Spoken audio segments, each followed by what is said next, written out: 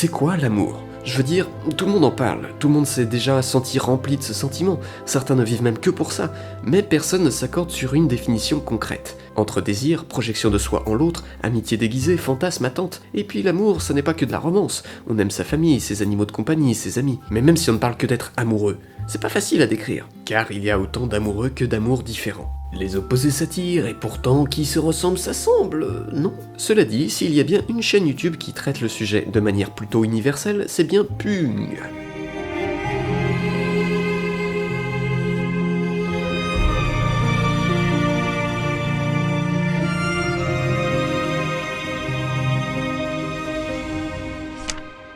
Pung, pour ceux qui se posent la question, ça ne veut rien dire.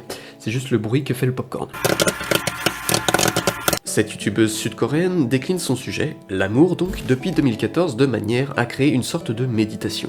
On se sent bien, en sécurité dans ses animations lentes et muettes, on se sent au chaud, comme si le temps s'arrêtait. Et c'est là où c'est fort, car c'est très rare de dépeindre le sentiment de l'amour aussi justement sans passer par la case désir. Car ne nous leurrons pas, le désir est une énorme partie de ce qu'est l'amour. La proximité, le toucher, les odeurs, c'est cette sensualité pudique et pleine de maladresse qui rend le sentiment amoureux si agréable et si concret. Pourtant c'est tout de même quelque chose de différent du sentiment amoureux pur et dur. Mais comment pourrais-je le décrire? C'est indescriptible ce sentiment, et c'est bien là tout le défi. Les artistes effleurent le sujet depuis des siècles, et on n'en verra jamais le bout.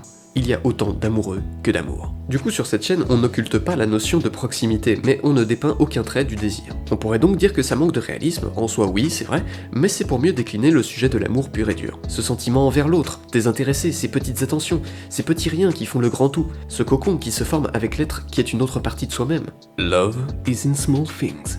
Et c'est pour ça que j'aime particulièrement ces animations, aux traits flottants, style crayonné, où l'homme, autant que la femme, peut vivre ces moments autant intimes que pudiques. Ces petits riens qui font d'une vie une aventure folle, même quand c'est juste pour marcher dans une ruelle. L'amour, c'est rendre chaque quotidien différent, chaque moment agréable. Ces moments uniques et tendres qu'on tente ici de nous faire partager. Le style d'animation est bien sûr minimaliste, vu que c'est une toute petite production, les chara-design ressemblent à des chibi, coréens ou japonais c'est à peu près pareil, la caméra est fixe, posée, car le but est bien de se sentir dans un endroit sécurisant, reposant, dans notre petite bulle d'amour. Les traits mouvants donnent un aspect flottant au tout. Les personnages se baladent dans d'immenses lieux, eux sont minuscules dans ces grands décors, fourmillants de détails. Et oui, parce que l'autrice est fan d'architecture. Parfois on a des petits placards de texte, ce que je trouve pas nécessaire, mais bon, sinon le tout est muet. Là aussi c'est un parti pris surprenant car la parole est aussi centrale dans une relation, mais c'est pour montrer que l'amour s'affranchit de tout. Il est dans de toutes petites choses, pas dans la tête, mais dans le cœur. Et c'est aussi parce que c'est difficile d'exporter le coréen de partout. Évidemment, pour ceux qui se demandent, je ne suis pas sponsorisé par cette autrice, j'aimerais bien d'ailleurs, vu qu'elle a bien plus d'abonnés que moi et qu'elle arrive à vendre ses livres, contrairement à moi, mais bon, je me devais de vous faire découvrir ce petit vent frais dans le domaine de l'amour, car on aime bien souffrir, voir des thrillers psychologiques, ou même analyser la psyché complexe des personnages, je suis le premier sur ce coup d'ailleurs. Mais c'est bon parfois de se poser et de prendre le temps d'aimer. Joyeux Saint-Valentin à tout le monde, et puis... joyeux Saint-Valentin à tout le monde. Bye. Il est vrai que je le sais que l'amour est inconditionnel.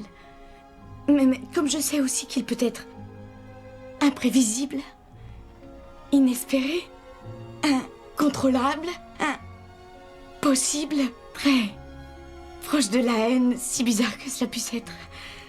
Tout ça pour essayer de te dire, je crois que je t'aime en fait.